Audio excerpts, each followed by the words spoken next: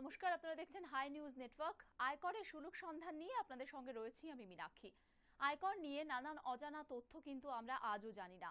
অনেকে দিগ্ভ্রান্ত হয়ে হাতড়ে বেড়াই, কিন্তু সঠিক তথ্য আমাদের কাছে এসে পৌঁছয় না। অনেক ক্ষেত্রে আমরা ইন্টারনেট ঘেটেও কিছুই বুঝতে পারি না। এই সমস্ত সমস্যার সমাধান আজ থেকে শুরু হলো। প্রতি রবিবার সকাল 11টায় আমরা আয়করের সুলুক সন্ধান নিয়ে আপনাদের সামনে হাজির হব। আমাদের সঙ্গে আজকে আয়করের সুলুক সন্ধানে যোগদান করেছেন টैक्स गुरु पारस कोचर। কোচার, মিস্টার কোচার, आपका स्वागत है हाई নিউজ নেটওয়ার্ক पे। Thank you. এবং আপনারা সকলেই চলে আসতে পারেন আমাদের সঙ্গে, আজকে যোগদান করতে পারেন আয়করের সুলুক সন্ধানে। আপনাদের যদি কোনো প্রশ্ন থাকে সেই প্রশ্নের উত্তর দেওয়ার জন্য কিন্তু मिस्टर कोचर রয়েছেন আমাদের সঙ্গে। मिस्टर कोचर, पहले जो मैं आपको जो चीज पूछना चाहूंगी कि इनकम टैक्स क्या है। सभी लोग, कुछ लोग पूरा नहीं जानते कि इनकम टैक्स क्या है और कब इंडिया में इसका इंट्रोड्यूस हुआ है। प्रत्येक देश को अपने बजट के लिए कुछ रेवेन्यू का कलेक्शन करना पड़ता है, एक्साइज ड्यूटी के द्वारा, कस्टम ड्यूटी के द्वारा और इनकम टैक्स के द्वारा। हाँ जी। और बिना रेवेन्यू के कलेक्शन कोई राष्ट्र नहीं चल सकता है, कोई देश नहीं चल सकता है।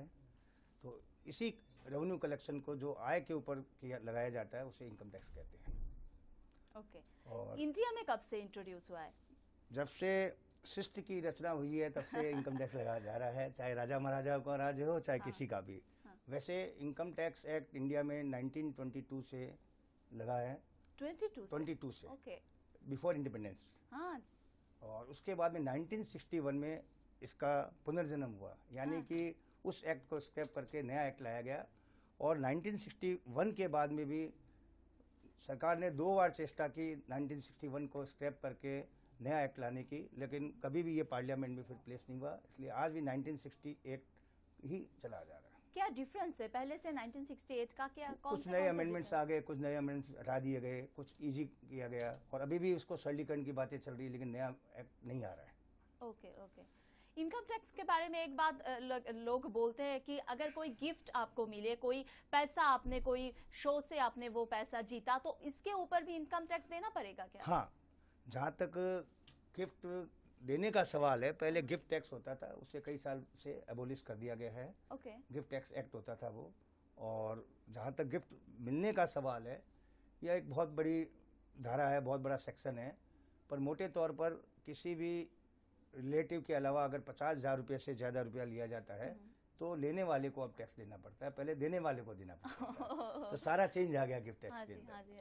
वो कौन से हिसाब से, कितने परसेंटेज के हिसाब से वो लेते हैं? 50,000 से ऊपर नॉन रिलेटिव के से अगर इनकम मैंने कोई भी पैसा लिया जाता है तो उसके ऊपर जो भी नॉर्मल रेट ऑफ टैक्स उसकी होती है, उसमें वो इनकम के रूप में ट्रीट हो जाती है, और वो नॉर्मल रेट ऑफ टैक्स के हिसाब से टैक्स लगता है। ओके। इसके अलावा किसी भी व्यक्ति की अगर कुछ विशिष्ट संपत्ति हो, हाँ जी। तो उसके ऊपर वेल्थ टैक्स भी लगता है। सरकार income tax, wealth tax, gift tax, खाली स्टेट ड्यूटी कुछ साल पहले थी उसे हटा दी है, पर सुनने में आया कि वापस इनहेरिटेंस टैक्स लगा सकती है, बर्थ टैक्स नहीं है। तो कैश इन हैंड 50,000 से ऊपर, jewellery, NSE, valuables like silver utensils, इसके अलावा एक से ज़्यादा रेसिडेंशियल हाउस होने पर, रेसिडेंशियल फ्लैट होने पर, लैंड इत्यादि होने पर, 30 लाख की अगर वैल्यू हो सब मिला के या किसी एक की भी, तो उसके ऊपर होने पर SSC को वेल्थ टैक्स भी देना पड़ता है। ओके। इनकम टैक्स के बारे में जब बात चल रही है तो थोड़ा सा इसका स्ट्रक्चर बता दूं हमारे व्यूअर्स को। इनकम टैक्स ऑफिसर बहुत कॉमन नाम है। हाँ। इनकम टैक्स ऑफिसर जो असेसमेंट करता है उसे इनकम टैक्स ऑफिसर कहा जाता है, ऐसी बात नहीं है। असिस्टेंट कमिश्नर जो होता है वो भी असेसमेंट करते हैं। अच्छा। और उसके ऊपर जो डिप्टी कमिश्नर होते हैं वो भी असेसमेंट करते हैं। वैसे इनकम टैक्स ऑफिसर असेसमेंट करता है, डिप्टी कमिश्नर भी असेसमेंट करता है, जॉइंट कमिश्नर को भी कुछ असेसमेंट का पावर है, लेकिन बोलचाल की भाषा में हम हमेशा इनकम टैक्स ऑफिसर कहते हैं। कमिश्नर होता है तो भी हम उसको इनकम टैक्स ऑफिसर कहते हैं, लेकिन ITO, ACIT यानी असिस्टेंट कमिश्नर और डिप्टी कमिश्नर, ये करीब करीब एक ही वर्क है इनका असेसमेंट करने का, लेकिन इनकी ग्रेड में थोड़ा फ़र्क है, सैलरी में थोड़ा फ़र्क है। और इसके ऊपर जॉइंट कमिश्नर या एडिशनल कमिश्नर होते हैं। एक एक जॉइंट कमिश्नर और एडिशनल कमिश्नर के नीचे 3-3, 4-4 ITO या AC या DC रहते हैं, और उनके ऊपर कमिश्नर ऑफ इनकम टैक्स आते हैं, और उनके ऊपर chief commissioner of income tax. ये इस तरह से इनकम टैक्स का स्ट्रक्चर रहता है। सबके अलग अलग काम है, अलग अलग उनकी पावर्स हैं। Designation है, हाँ पावर्स हैं। एक बात बताइए कि गवर्नमेंट इनकम टैक्स लेता क्यों है, रिटर्न लेता क्यों है? ये बहुत बहुत लोगों ने पूछा मुझसे कि ये क्या है यार, इनकम टैक्स क्यों लेते हैं? गवर्नमेंट जितना इनकम टैक्स लेता क्यों, ये जानना जितना ज़रूरी है, मेरे ख्याल से यह जानना ज़्यादा ज़रूरी है कि हमें इनकम टैक्स देना चाहिए। हाँ, अच्छा। क्योंकि यह प्रत्येक नागरिक का कर्तव्य है कि जो भी उसकी आय हो उसके ऊपर सुचारू रूप से टैक्स दे, क्योंकि आयकर के बिना, राजस्व के बिना, रेवेन्यू के बिना कोई गवर्नमेंट नहीं चल सकती। देश का विकास नहीं हो सकता, समाज का विकास नहीं हो सकता, सामाजिक सुरक्षा नहीं मिल सकती। रेलवे, ब्रिज, एयरपोर्ट, टेलीफोन, ये सब सर्विसेज इसलिए हैं कि हम लोग इनकम टैक्स देते हैं और सामाजिक सुरक्षा हमें मिलती है। ये बात अलग है कि मिड डे मील जैसी घटनाएं हो जाती है जो नहीं होनी चाहिए इनकम टैक्स देने के बाद, वैसी बिल्कुल, घटनाएं। बिल्कुल। इसलिए इनकम टैक्स देना जरूरी है और इसीलिए गवर्नमेंट को इनकम टैक्स लेना जरूरी है, अन्यथा गवर्नमेंट नहीं चल सकती, देश नहीं चल सकता। ওই দর্শকদের উদ্দেশ্যে বলি যে অনেকের মনে হয়তো প্রশ্ন রয়েছে যে ইনকাম ট্যাক্স কেন দিতে হয় এবং গভর্নমেন্ট কেন আমাদের কাছ থেকে ইনকাম ট্যাক্সের রিটার্ন নেয়। তার কারণ কিন্তু মিস্টার কোচার আজকে বর্ণনা করে দিলেন যে আমরা যে সমস্ত সুবিধে গুলো নিয়ে থাকি, একদম রাস্তাঘাট থেকে শুরু করে এয়ারপোর্ট থেকে শুরু করে বাস টার্মিনাল থেকে শুরু করে যে সমস্ত সুবিধে আমরা এই দেশে নিয়ে থাকি, সেই অর্থ কিন্তু আমাদের এই ট্যাক্স থেকেই এসে থাকে। সুতরাং আমরা যদি ট্যাক্সটা ঠিক মতো সময় না দিতে পারি তাহলে কিন্তু আমরা এই সুবিধা থেকে বঞ্চিত হব, তাই তো? मैं पूछना चाहूंगी कि कौन इनकम टैक्स पे करता है, कौन कौन लोग पे करते हैं? एवरी इंडियन रेसिडेंट और नॉन रेसिडेंट, जो भी भारत का रेसिडेंट है या नॉन रेसिडेंट है, चाहे वह इंडिविजुअल हो या एचएफ हो या कंपनी हो, चाहे पार्टनरशिप फर्म हो, चाहे एलएलपी हो, उसे इनकम टैक्स देना पड़ता है और इनकम टैक्स देना चाहिए। वो सब इनकम टैक्स के द्वारा कवर्ड है। इसमें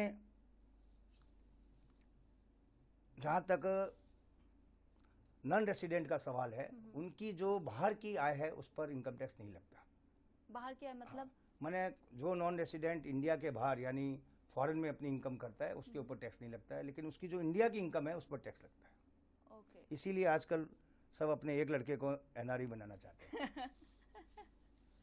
वही इनकम टैक्स, किसी की इनकम टैक्स पेएबल कितने कितने टाइप का इनकम टैक्स है जो देना पड़ेगा? इनकम टैक्स एक ही टाइप का है। आय कई तरह की होती है जिनके ऊपर वही। इनकम टैक्स लगता है। जैसे सैलरी से इनकम, रेंट से इनकम, इंटरेस्ट से इनकम, बिजनेस से इनकम और किसी भी सोर्स से इनकम, डिविडेंड से इनकम, कैपिटल गेन से इनकम, किसी भी तरह की इनकम हो, प्राय किसी भी तरह की इनकम के ऊपर टैक्स लगता है। डिफरेंस क्या है? डिफरेंस कुछ नहीं है, सब इनकम को अलग अलग हिसाब से कंप्यूट किया जाता है। इसमें किसी में कुछ डिडक्शंस है, किसी में कुछ अलाउंसेज हैं और उसके बाद में सब इनकम को जोड़ कर उसके ऊपर टैक्स लिया जाता है। सैलरीड इनकम के लिए कुछ अलग बेनिफिट है, बिजनेस इनकम के लिए कुछ अलग बेनिफिट है, लेकिन कहीं भी किसी भी सोर्स से इनकम हो, कुछ पर्टिकुलर सोर्स को छोड़ के सबके ऊपर टैक्स लगता है। यहाँ पर मेल और फीमेल का तो कुछ डिफरेंस होगा? मेल और फीमेल का डिफरेंस ऐसा है जी, सब जगह फीमेल के लिए आरक्षण हो रहा है। इनकम टैक्स में सब कुछ जगह नहीं हो रहा। राजनीतिक में तो सब जगह हो रहा है, उन्हें सीटें दी जा रही है एक्स्ट्रा। और इनकम टैक्स में कुछ सालों के लिए उनके लिए कुछ विशेष छूट थी टैक्स के ऊपर, सिर्फ कुछ सालों के लिए, लेकिन वो छूट फिर हटा दी गई है। मेल और फीमेल में इनकम टैक्स में कोई फर्क नहीं है, एक समान टैक्स देना पड़ता है। कैसे पे करते हैं इनकम टैक्स? इनकम टैक्स पे करने में ऐसा है जी कि पहले तो ये बताऊं कि इनकम टैक्स की क्या लिमिट है। मैं बार बार कह रहा हूँ कि आय पर टैक्स लगता है, इसका मतलब ये नहीं कि सब आय पर टैक्स लगे। मान लीजिए आपकी इनकम साल की 50,000 रुपया है, इनकम आपकी बेसी है, मैं जस्ट एग्जांपल के तौर पर कह रहा हूँ, तो इसका मतलब नहीं है कि 50,000 पर टैक्स लग जाएगा। इंडिविजुअल और एचएफ के ऊपर जो इनकम है उसमें 2 लाख रुपए तक की छूट है, उस पर गवर्नमेंट कोई टैक्स नहीं लेती है। ये गवर्नमेंट की एक मेहरबानी समझिए। इसके बाद में जो सीनियर सिटीजन है, जैसे कि मैं 60 साल के ऊपर होने पर 2.5 लाख की इनकम पर छूट है, कोई टैक्स नहीं लगेगा। 2.5 लाख से ऊपर इनकम होने पर टैक्स लगेगा। बैड लक, आपको नहीं मिलेगी ये छूट। और इसके बाद में जो सुपर सीनियर सिटीजन है, 80 साल की उम्र से ज़्यादा जो हो जाते हैं, उनके ऊपर टैक्स लगता है 5 लाख की इनकम होने के बाद। 5 लाख तक पर उनको छूट है। और इसके अलावा कुछ अलाउंसेज भी इसमें मिलते हैं। जैसे आपने LIC में इन्वेस्टमेंट कर रखा होगा, प्रीमियम देती होंगी, मेडिक्लेम होगी आपकी। उस तरह से मान लीजिए किसी अभी उत्तराखंड में लोग पीड़ित हो रखे हैं, प्राइम मिनिस्टर रिलीफ फंड वगैरह में अगर आप चंदा देती हैं तो ये सब जो है इनकम टैक्स में एग्जम्पशन मिलता है।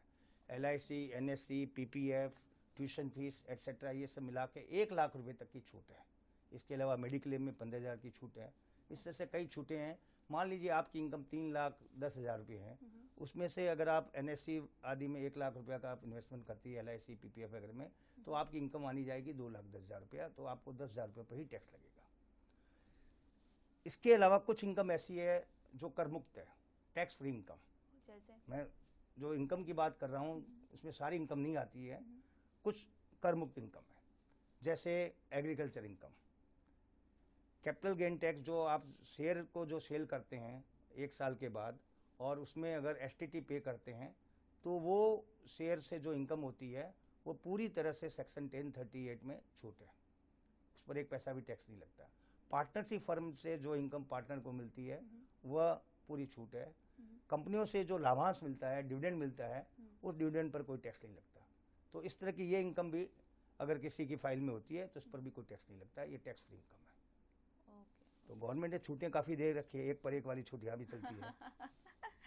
আয়করের সুলুক সন্ধানে আপনাদের যদি কোনো প্রশ্ন থাকে আপনারা ফোন করতে পারেন। স্ক্রিনে যে নাম্বার দেখতে পাচ্ছেন 24610777 এই নাম্বারে ফোন করতে পারেন, অথবা 24610778 এই নাম্বারে ফোন করতে পারেন। যদি ইনকাম ট্যাক্স নিয়ে আপনাদের কোনো সমস্যা থাকে, কোনো প্রশ্ন থাকে, অনেক ক্ষেত্রে ইনকাম ট্যাক্স রিটার্ন কিভাবে ফাইল করতে হয়, কেনই বা ফাইল করবেন, সেটা নিজে ফাইল করবেন কিনা, এবং ইনকাম ট্যাক্স রিটার্ন ফাইল করার পর যে অর্থ আপনাকে দিতে হবে ইয়ারলি, সেই অর্থ হয়তো অনেক সময় দিতে পারলেন না ডিউ ডেটের মধ্যে, তখন আপনি কি করবেন, এই সমস্ত নানান প্রশ্ন আমাদের মধ্যে কিন্তু ঘোরাফেরা করে, কিন্তু সঠিক জায়গায় আমরা তার উত্তর পাই না। আজকে সেই উত্তর আপনাদের সামনে তুলে ধরছি আমরা, এবং মিস্টার কোচার রয়েছেন আমাদের সঙ্গে আপনাদের সমস্ত প্রশ্নের উত্তর দেওয়ার জন্য। সুতরাং একদম দেরি করবেন না, তাড়াতাড়ি ফোন করুন এবং আপনাদের প্রশ্নের উত্তর আপনারা এক্ষুনি পেয়ে যাবেন জাস্ট ফোন করার পরই। मिस्टर कोचर, एक बात बताइए कि जो इनकम टैक्स रिटर्न देना है उसका तो ड्यू डेट होगा, इस डेट के अंदर देना है। ड्यू डेट का मतलब क्या है? देखिए, ड्यू डेट तो आप एकदम लास्ट में पहुंच गई। ड्यू डेट से पहले भी हमें कुछ जान लेना जरूरी है।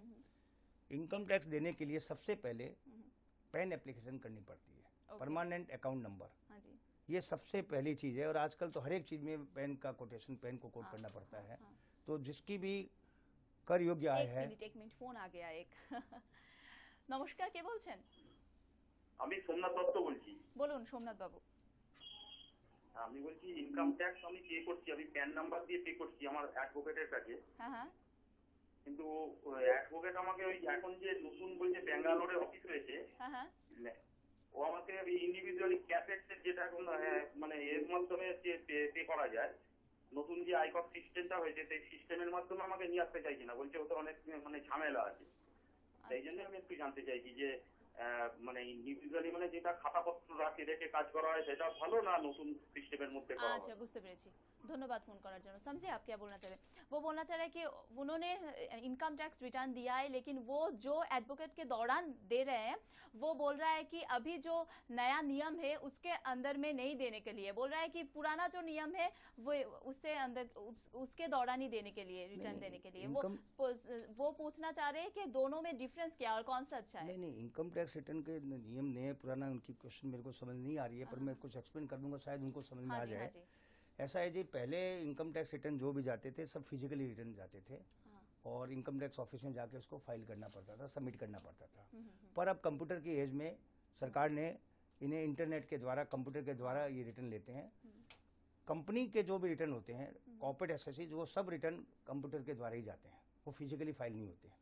लेकिन नॉन कॉर्पोरेट एसएससी जो है, जैसे सैलरी इनकम है, बिजनेस इनकम है, इसमें कुछ डिवीजन कर रखा है। जिनकी टैक्स ऑडिट होती है उनके रिटर्न भी इसी के द्वारा फाइल होंगे, कंप्यूटर के द्वारा, फिजिकली नहीं हो सकते हैं। और जिस एसएससी की आय 5 लाख से रुपया ऊपर है उसके भी रिटर्न कंप्यूटर के द्वारा ही फाइल होंगे, ई फाइलिंग ही होंगे। लेकिन इसके अलावा जितने एसएससी है उन सब के रिटर्न ऑप्शनल है, वो ई फाइलिंग के द्वारा भी हो सकते हैं और फिजिकल भी हो सकते हैं, दोनों ही हो सकते हैं। दोनों ही हो सकते हैं। ट्रस्ट के केस में खाली फिजिकली होंगे, अभी तक ई फाइलिंग नहीं हो रहा है। तो इनके एडवोकेट ने अभी तक नहीं हो रहा है, खाली ट्रस्ट के केस में। बाकी लेकिन इनके एडवोकेट ने क्यों मना किया कि पुरानी पद्धति है, नई पद्धति है, इनके क्वेश्चन से कुछ क्लियर नहीं हो रहा है। अगर इनके पास पैन नंबर है और अगर ये रेगुलर रिटर्न भरते आ रहे हैं, और अगर इनकी इनकम 5 लाख से नीचे है, तो ये चाहे तो ई फाइलिंग कर सकते हैं, चाहे इनकम टैक्स बिल्डिंग में जाके अपना रिटर्न फाइल कर सकते हैं। दोनों ये वो कर सकते हैं। আরো একজন দর্শক চলে এসেছেন আমাদের সঙ্গে। নমস্কার, কে বলছেন? কেউ কি রয়েছেন আমাদের সঙ্গে? যোগাযোগ বিচ্ছিন্ন হয়ে গেছে। हम जो बोल रहे थे कि हाँ। कैसे रिटर्न भरना है। हाँ, तो पैन एप्लीकेशन के बाद में हमारी जो भी 1 साल की इनकम होती है, हाँ जी। सपोज 2012-13 या 2012-13 में जो हमारी इनकम हुई, अगर वो 2 लाख रुपए से ऊपर है, मान लीजिए वो इनकम हमारी 5 लाख रुपया है, तो हमें इस साल उसका रिटर्न फाइल करना पड़ेगा। पैन हम ऑलरेडी अप्लाई कर चुके हैं, पैन नंबर हमें मिल चुका है। अब पिछले साल नियम से इस 5 लाख के ऊपर हमें एडवांस टैक्स देना फिर पड़ेगा। से एक फोन आ गया। নমস্কার, কে বলছেন? আমি দিলীপ ভট্টাচার্য বলছি। বলুন দিলীপ বাবু। আচ্ছা, আমি 2010-11 আমার একটা ইনকাম ট্যাক্সের একটা ছিল, আপনার একটা পাওনা ছিল পয়সা আর কি, ট্যাক্স জমা দিয়েছিলাম, আমার মানে পয়সাটা দেবার কথা ওদের আর কি, বেশি ট্যাক্স জমা পড়েছিল আর কি। আচ্ছা।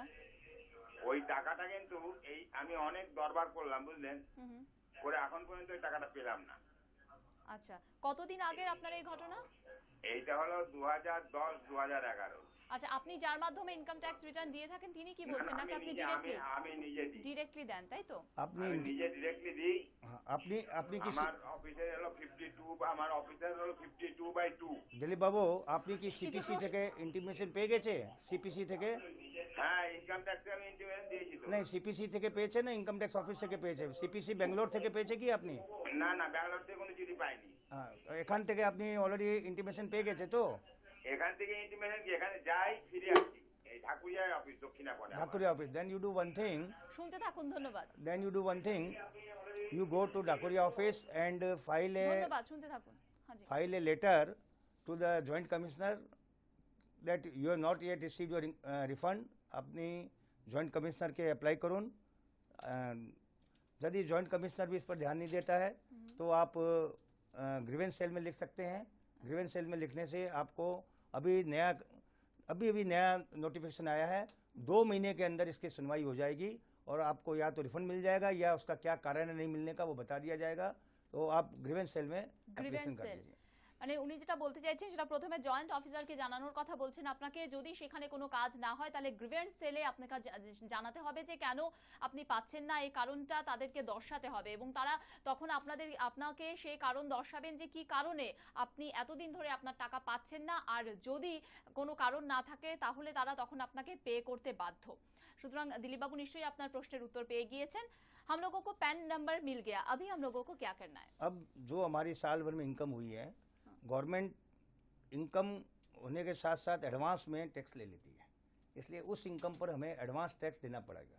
जैसे 2012-13 फाइनेंशियल ईयर जो गया है उसका एडवांस टैक्स हमें 15 सितंबर, 15 दिसंबर और 15 मार्च 3 इंस्टॉलमेंट में पेमेंट करना पड़ता है। वह 30%, 60% और 15 मार्च में 100% जो एस्टिमेटेड इनकम है उसका टैक्स देना पड़ता है। इसके बाद में जो रिटर्न होता है उसकी जो डेट है, नॉन कॉर्पोरेट एसएससी के लिए डेट है 31 जुलाई और कॉर्पोरेट एसएससी के लिए डेट है 30 सितंबर। इस डेट के अंदर हमें रिटर्न फाइल करना पड़ता है, वह टैक्स पेमेंट करके। अगर हमारा कोई टीडीएस कटा है तो वो एडवांस टैक्स उतना कम हो जाएगा, टीडीएस हमारा एडजस्ट हो जाएगा। इसके बाद भी अगर एस्टिमेटेड इनकम में अगर कुछ टैक्स पेमेंट करना बाकी रह गया है तो सेल्फ असेसमेंट के रूप में उसका पेमेंट करके रिटर्न के साथ उसकी डिटेल लगा के हमें रिटर्न फाइल करना पड़ता है, तब हमारा रिटर्न कंप्लीट होता है। ओके, एक फोन फिर से आ गया। নমস্কার, কে বলছেন? আমি বিশ্বজিৎ দাশগুপ্ত বলছি। বলুন বিশ্বজিৎ বাবু। বলছি ম্যাডাম, আমার পেন নাম্বারে আমি একবার নিজে সাইট খুলতে গেছিলাম। আচ্ছা। অনলাইনে। হ্যালো, হ্যাঁ শুনতে পাচ্ছি, আপনি বলুন। তো নিজে খুলতে গিয়ে এখন একটা ওখান থেকে ফিডব্যাক এসেছিল আমার মেলে। হ্যাঁ। এবার ফিডব্যাকটা আসার পরে আমার মানে কোনো কারণে আমার কম্পিউটারটা খারাপ হয়ে যায়। আচ্ছা। অন্য কারণে কম্পিউটার খারাপ হয়ে যাওয়াতে আমি ওই ফিডব্যাকটা দেখতে পাইনি। পরে দেখলাম যে কি মেসেজগুলো সব ডিলিট হয়ে গেছে। এরপরে যখন আমি ফাইল রিটার্ন জমা দিতে যাই তখন আমার ম্যানুয়ালি জমা দিতে মানে হচ্ছে, অনলাইনে জমাটা আর হচ্ছে না। এর জন্য আমি আমার মানে লয়ারের সাথে কথা বলেছি। উনি বলছে আমি তো মানে অনেক চেষ্টা করেছি, এটা কোনো মানে সমাধান পাচ্ছি না, এটা তুমি একবার কোনো জায়গায় যদি কথা বলার থাকে কথা বলে দেখো। আচ্ছা, আপনি এখনো সমাধান পাননি তাই তো? পাইনি এখন। আচ্ছা, আপনি শুনতে থাকুন, ধন্যবাদ ফোন করার জন্য। समझ गया आप क्या बोलना चाह रहे हैं? इसके लिए आप अपने इनकम टैक्स ऑफिसर से कांटेक्ट कीजिए इमीडिएटली हो सकता है कि आपका पैन जो है कोई कारण से ब्लॉक कर दिया गया हो। हाँ। कई बार ऐसा होता है, तो आप अपने इनकम टैक्स ऑफिसर से कांटेक्ट कीजिए, पर्सनली मिलिए, तो वो NSDL में और में लिख के आपके पैन को कंटिन्यू करवा सकता वही है। कर सकते हैं। आप- उनको बोला गया कि वो कंसल्टेंट नहीं कर सकते, उनको नहीं, बोला गया नहीं, नहीं, वही नहीं। कर सकते हैं। ইনকাম ট্যাক্স অফিসে ট্যাক্সের যাইয়ে যে ট্যাক্স কনসালটেন্ট আপনার উনি কিন্তু করবেন, সুতরাং ওনার পুরো হাতের মধ্যে রয়েছে এই বিষয়টা। আপনি ওনার সাথে যোগাযোগ করুন, নিশ্চয়ই কোনো কারণে ব্লক করে দেওয়া হয়েছে আপনার এই পেন নাম্বারটি, সুতরাং ওনার সাথে কথা বলে উনি যে স্টেপ নেবেন সেই ওয়াইজ কিন্তু আপনার পেন নাম্বার ওপেন হয়ে যাবে। সুতরাং এটা একমাত্র উনিই করতে পারবেন। উনি যদি বলেন যে আমার এটা করার বিষয় নয় বা এখতিয়ার নয়, তখন আপনি বলবেন না এটা আপনারই করার বিষয়, কারণ আমি না না বিভিন্ন না, জায়গা থেকে it might be otherwise he will guide কি হোয়াট ইউ শুড ডু। হ্যাঁ একেবারে, এবং তিনি বলে দেবেন যে তারপর আপনি কি করবেন। আরো একজন দর্শক চলে এসেছেন আমাদের সঙ্গে। নমস্কার, কে বলছেন? হ্যাঁ বলুন, একটু জোরে কথা বলুন। কথা তো শোনা যাচ্ছে না আপনার, হ্যালো আপনার কথা ক্লিয়ারলি আসছে না। হ্যালো, বলুন। বলছিলাম 10-15 লাখ টাকা ইনকাম আছে মাসে, অথচ ইনকাম ট্যাক্স দেয় না, এরকম কিছু লোক, তাদের কিছু ব্যবস্থা করা যায় না? धन्यवाद फोन करार जন্য। वो बोल रहे हैं कि मंथली 10 से 15 लाख इनकम है, लेकिन वो इनकम टैक्स रिटर्न नहीं दे रहे हैं, तो उन लोगों के लिए क्या करना चाहिए? नहीं नहीं, बहुत बड़ी प्रॉब्लम है। मैं आगे ये कवर करूंगा कि इनकम टैक्स हाँ। रिटर्न नहीं देने से क्या प्रॉब्लम क्या हो होगा? सकती है। उसके पहले हमने इनकम टैक्स कैसे हमने देना है,